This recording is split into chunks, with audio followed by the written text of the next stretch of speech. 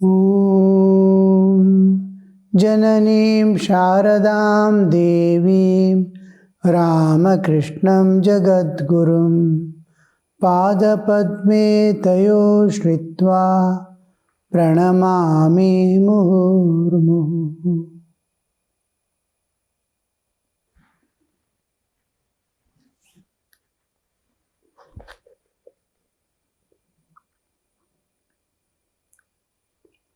He sang again, dive deep, O mind, dive deep in the ocean of God's beauty. If you descend to the uttermost depths, there you will find the gem of love. Dive deep, that is, we have to sink within. There are two methods of inward journey. One is diving within and moving. One is sinking within and reaching the bottom. Both are possible and both are very good. Once in a way, we can change the way of our sadhana. There won't be monotony. Just try to dive within and go, as if you are a vehicle entering, crossing over one by one region, bodily existence. The physical energy that makes the body move, then the senses that perceive, then the mind that receives, beyond is the buddhi, the last layer, and then you enter within. So this inward journey, another is sinking. How deep you have to go? You have to touch the bottom. So Sri Ramakrishna wants, dive deep within, go deep within. In a sleep you see, shallow sleep and deep sleep. What is the difference? Like the deep meditation, wherein you're totally forgotten the existence of world, you have forgotten the bodily existence also, which is so dear, which never happens. So that total dissociation with the world and body, this is the depth, this measures the depth. How far you are aware of this world, how far you are aware of your body. In the ocean of beauty, in the ocean of God's beauty, what is this God's beauty? This world itself is one of the physical matter, yet so beautiful. Everything is beautiful. Everything is calm, pleasant, and peaceful, except man's mind. Everything is joyful. Nature is constantly radiating beauty, peace, perfection, love, all this, divinity, all these things, nature is constantly radiating. But man's mind is not able to capture it, grasp it, because his mind is always flickering and it's always restless. Because of the restlessness of mind, he sees restless outside. Everything is, his mind alone is restless. If it is calm, he will see the divine outside. The moment it's manovritti, that's why yoga begins with the instruction, yoga chitta vritti nirodha. The meditations that are going on within, stop the meditation, you see the bottom of your existence. So when water is turbulent, you can't see the bottom. When water is dirty, muddy, you cannot see the bottom. Ripples, you cannot see this. When it becomes ice also, you can't see. When it disappears, also you cannot see. bottom. You see, when entering into meditation, four important things. First thing that obstructs our movement is sleep, nidra.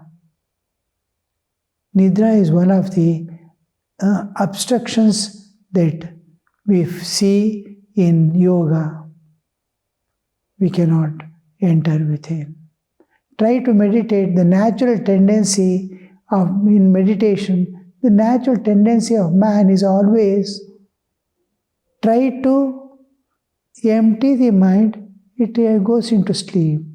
Empty the mind, it doesn't awaken to the higher reality. So this, when it is emptied, it enters into sleep. Most of the people get caught there. Then second is vikshepa. It is wavy. You cannot see the bottom. Continuously moving. So nidra is one, sleep is one. Second is the wavy. It is turbulent. Mind is turbulent. You cannot see. This is called vikshepa. Another obstruction in meditation is kashaya. It has become dirty, water.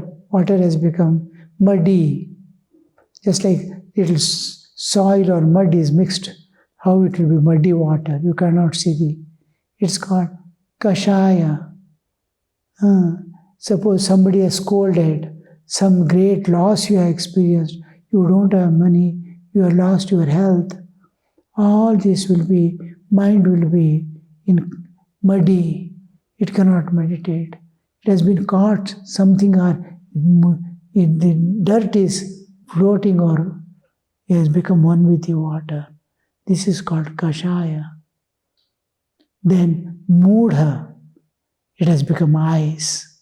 It is sitting for meditation and it is just sitting. It has become ice-like. It is not asleep also. No other problem, but it itself has become ice. You can't see the bottom. These four obstructions we have to cross to enter inside. And the moment you enter inside, if this world is beautiful, you can imagine what the divine worlds can be. Various hues. We long to go to certain places to see the sunrise or sunset or the northern lights that shine.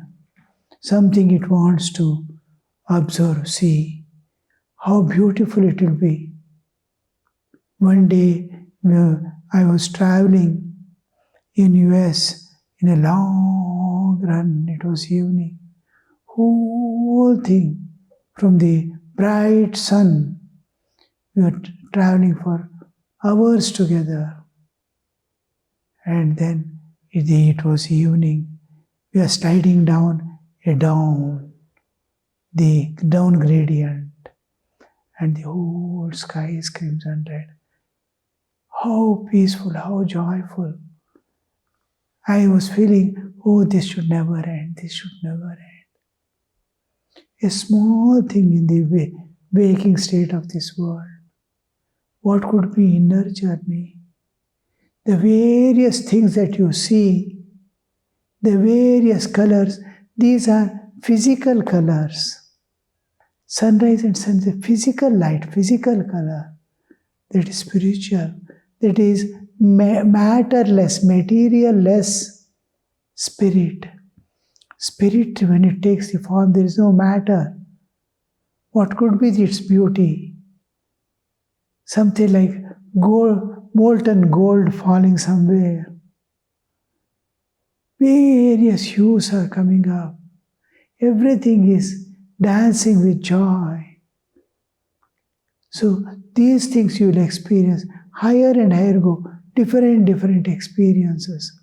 This is the beauty of God. We try to bring in various ways, trying to decorate to the saints who have reached, They go on explaining, oh, it's like this, it is like that. And we try to bring that. Yesterday, Durga Puja, Bangalore, you people went. You saw how the glory is depicted. These are very far off touch of the divine. When you enter into divine, it's entirely different. It is not only senses fulfilling, heart is fulfilled, intellect is fulfilled, whole your being is fulfilled, bodily existence is fulfilled. Here when we go anywhere to see the beauty of nature also, heart calms down, mind calms down, we enjoy a little, but there is no fulfillment. There, in the inner beauty, you will get fulfillment, paripurnata, which we don't get here. You having seen that, you don't see, you don't need anything to be seen, because it is complete and whole in itself. This is not complete and whole. It gives a momentary joy, and again we are back. We are what we are and where we are. There it is, you are lifted and you'll remain there in the same state of joy. Sorrows do not touch you anymore. This is the beauty of God. If you descend to the uttermost depths, there you'll find the gems of love. Then he sang about the Divine Mother. Can everyone have the vision of Shama? Is Kali's treasure for everyone? Oh, what a pity my foolish mind will not see what is true. The poet is aspiring to see divine and is becoming, oh, is it a thing that everyone can see? I'm aspiring for it. I may not be fit to receive that knowledge or experience yet. Like a child aspiring for going on a job and enjoying the life, which it has to grow to that level. So is it school? You can see various classes. Nobody has attained perfection, but they are moving towards perfection.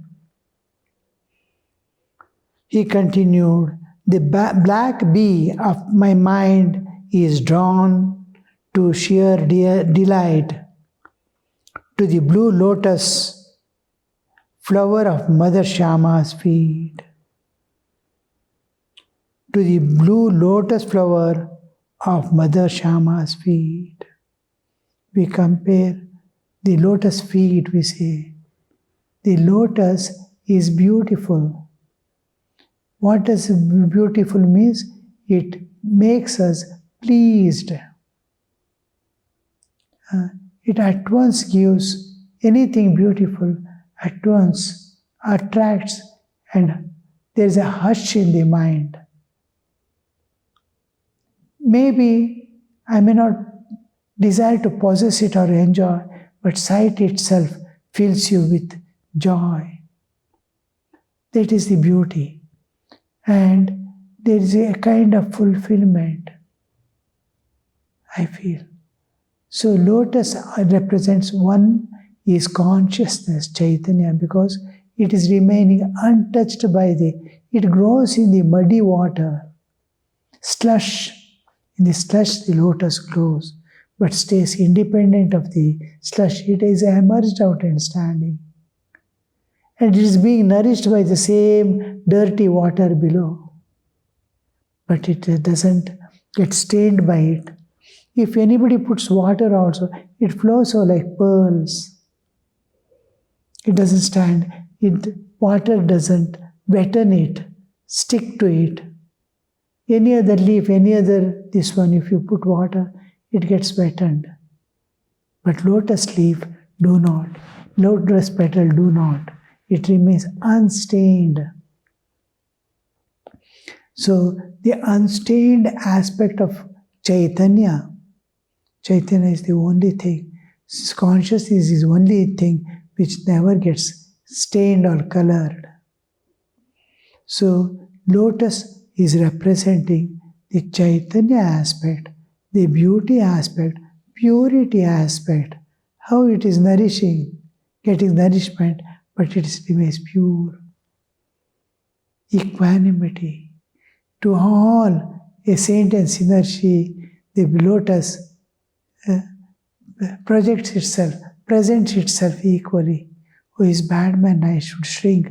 No.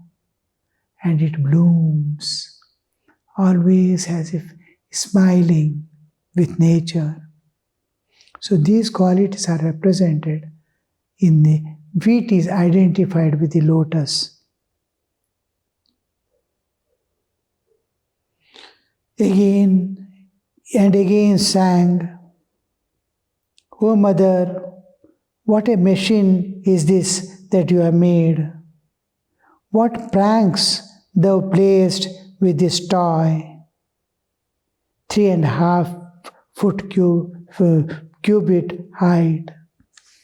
1 cubit is from the fingertip to your elbow. This is 1 cubit, nearly 1.5 feet. So 3.5 feet, 3.5 cubits is the height of man.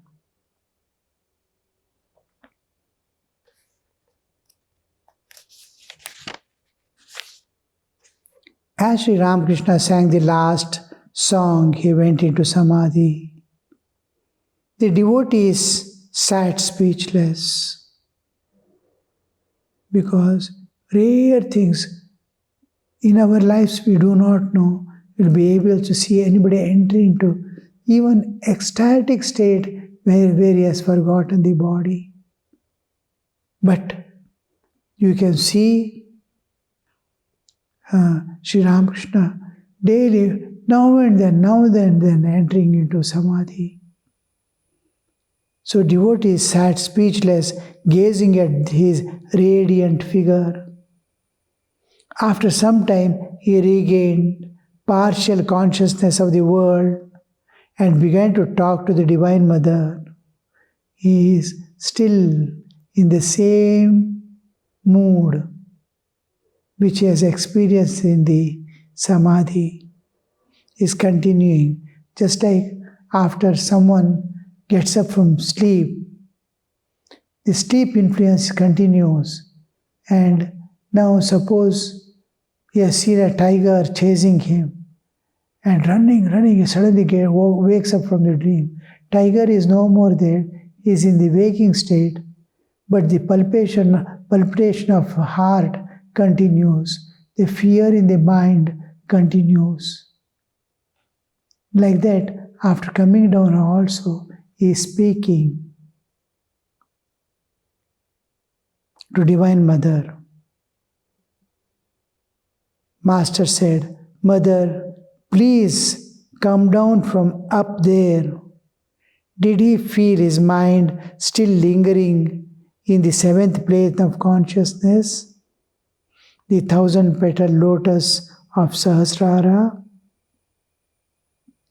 The author is writing, M is writing. He is telling Divine Mother to come down. He is trying to bring down his mind from he is still lingering in the Sahasrara. "Please do come down," he said. "Don't torment me that way. Be still, Mother, and sit down." Because it is she who takes the child and goes. How the Samadhi will be there when Divine Mother takes, it is like a baby being carried in the arms of Mother. Mother is going to show so many things. She's taking the child to a fair and so many things, so many articles, how she shows and brings. Oh, this is that, some giant wheel is revolving. How the she shows everything and brings. Like that, Divine Mother holding this Jiva travels to the various levels of consciousness. See, we can say heavens. They pass through the so many heavens, shows and brings them back.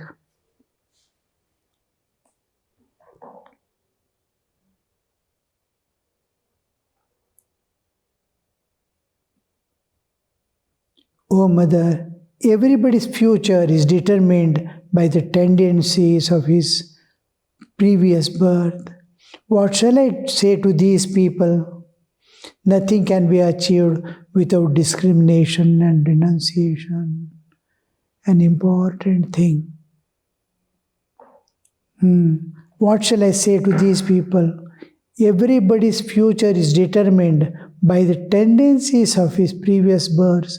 What all tendencies he has acquired, vasanas. Mind and movements are driven by the vasanas. How he goes, how he reaches. Everything, whatever he does, whatever he thinks is the inner drive of the past tendencies. The past momentum is driving. Even after you begin the sadhana, the vehicle, if it is running, even after you put off the engine, it will be running. Till all the forces make it stand still. The tendencies is deciding, what can I tell to them? What shall I say to these people? Nothing can be achieved through discrimination and renunciation. Discrimination, viveka. Renunciation, tyaga.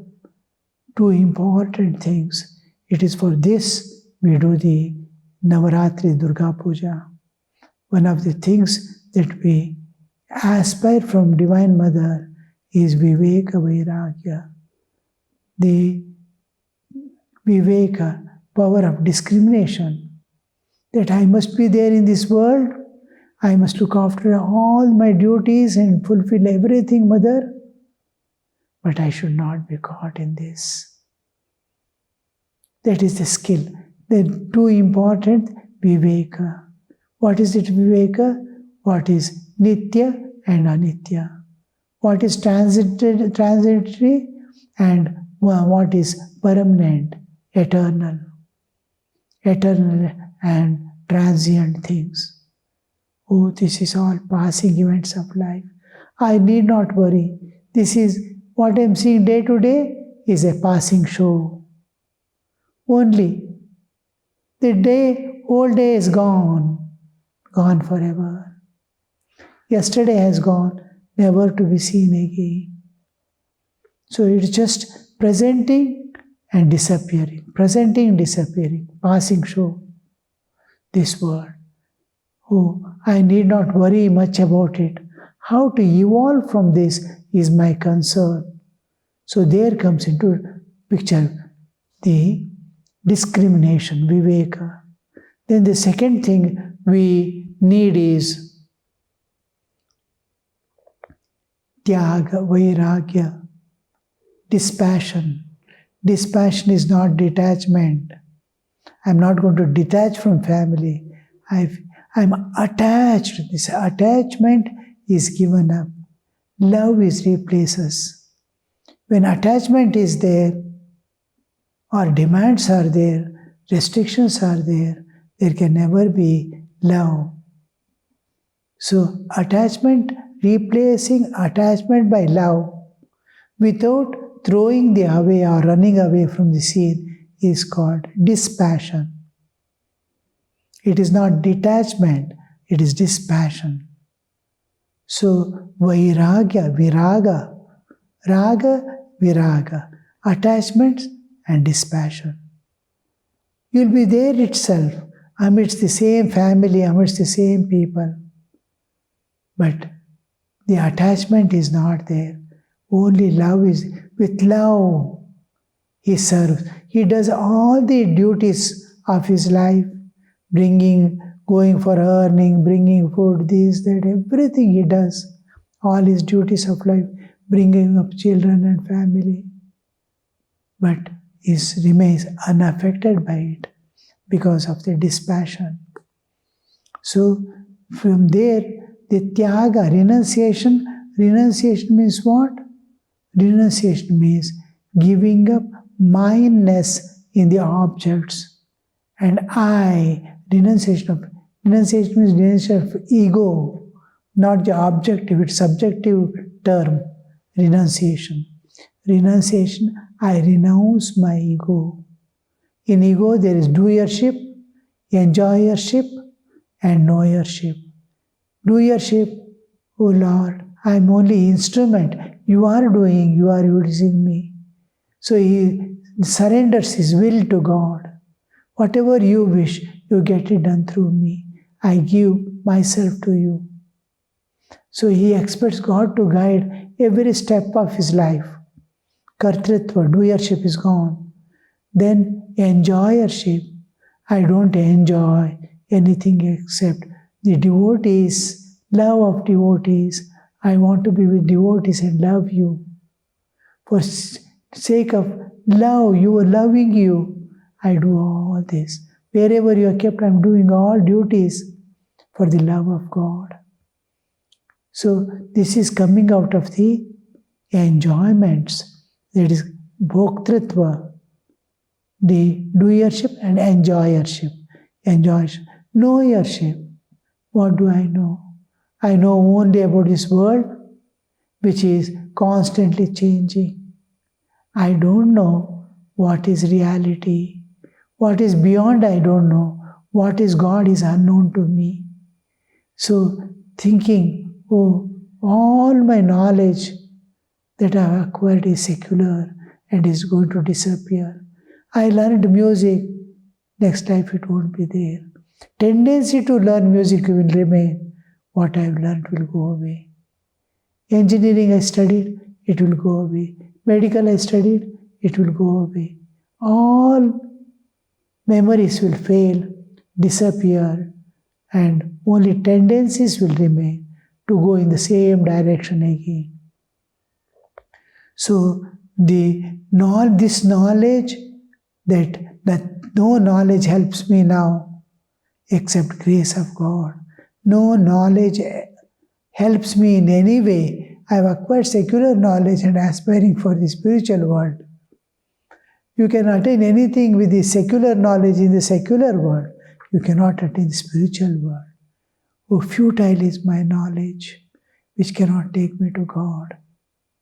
So this, he gives up the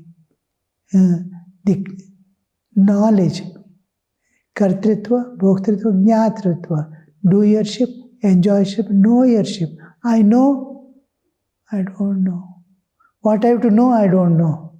What I don't want to know, that I have acquired. So he gives up the ego. Ego slowly dissolves. Om Shanti Shanti Shanti Harihi Om Tat Sat Shri Ramakrishna Arpanamastu.